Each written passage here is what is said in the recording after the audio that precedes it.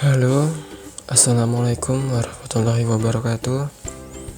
Kali ini saya akan menjelaskan tentang penjelasan kapasitor.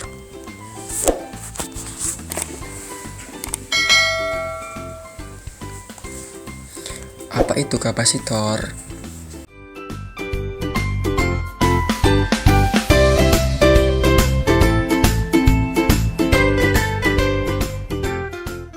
Kondensator atau sering kita kenal dengan sebutan kapasitor.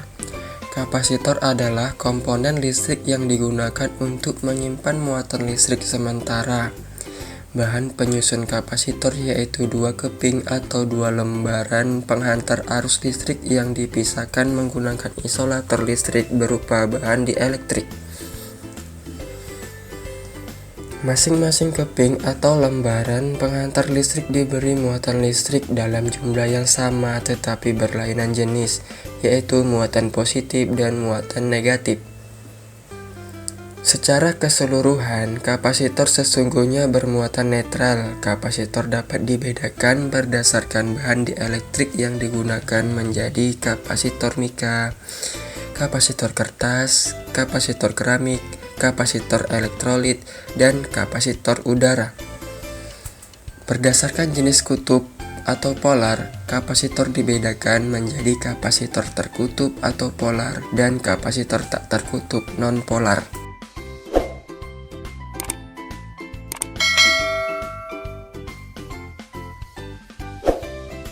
Bentuk fisik dan konstruksi kapasitor sangat bervariasi.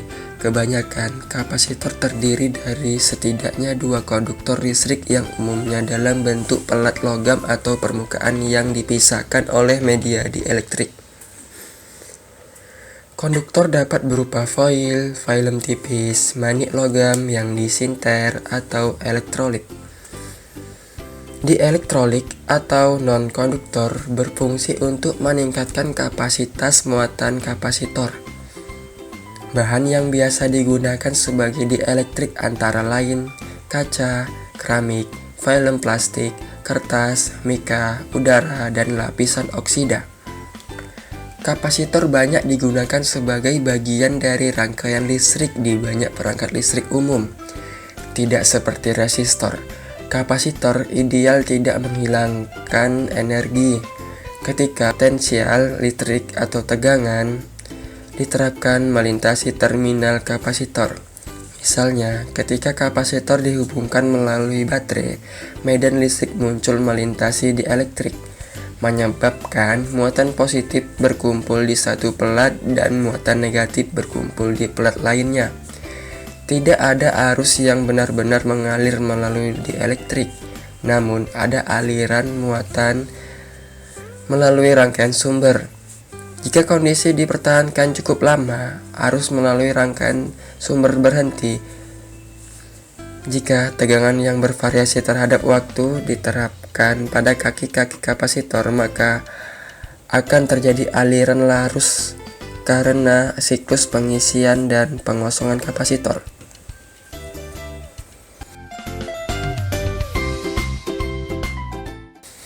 Jenis-jenis kapasitor. 1. Kapasitor keramik. Kapasitor keramik adalah sebuah kapasitor yang mempunyai bahan keramik. Kapasitor keramik banyak dipakai di dalam rangkaian elektronik. 2. Kapasitor elektrolit. Kapasitor elektrolit dikenal dengan kapasitor yang terpolarisasi dan bisa memberikan hasil suatu kapasitansi tinggi hingga 1 mikrofarad lebih. Kapasitor elektrolit dapat digunakan untuk aplikasi pasokan listrik berfrekuensi rendah dan aplikasi kopling audio.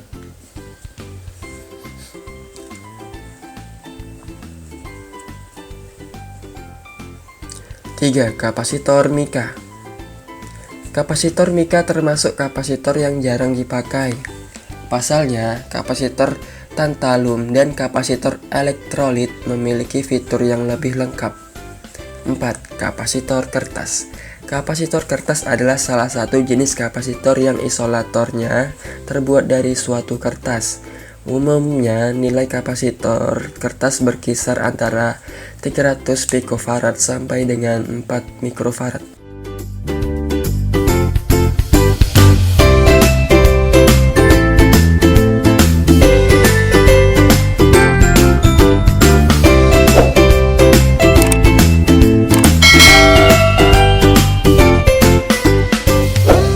Kapasitor polyester.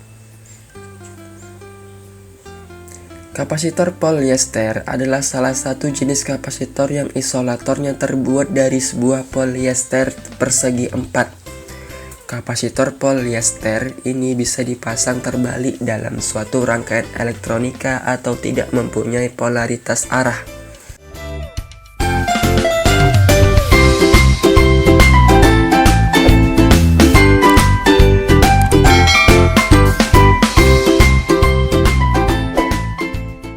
Berdasarkan kegunaannya, kapasitor atau kondensator yang sering kita kenal dibagi menjadi 3 bagian, yaitu 1.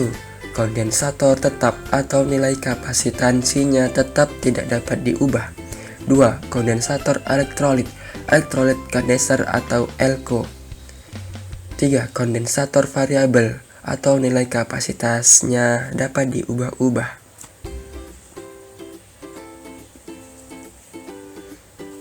Kesimpulan, bahwa kapasitor atau kondensator berfungsi sebagai penyimpanan muatan listrik yang bersifat sementara. Struktur kapasitor terdiri dari 2 plat metal yang dipisah oleh bahan dieelektrik. Satuan dari kapasitor adalah farad. Kapasitor memiliki 2 jenis, yaitu kapasitor polar dan kapasitor non-polar. Kapasitor dapat dirangkai seri maupun paralel dengan cara perhitungan total kapasitansi berbeda. Kapasitansi adalah kemampuan kapasitor untuk menampung muatan elektron. Nilai kapasitas kapasitor dapat diketahui dengan 2 cara, langsung berupa angka yang tercetak di badan kapasitor serta dengan identifikasi warna.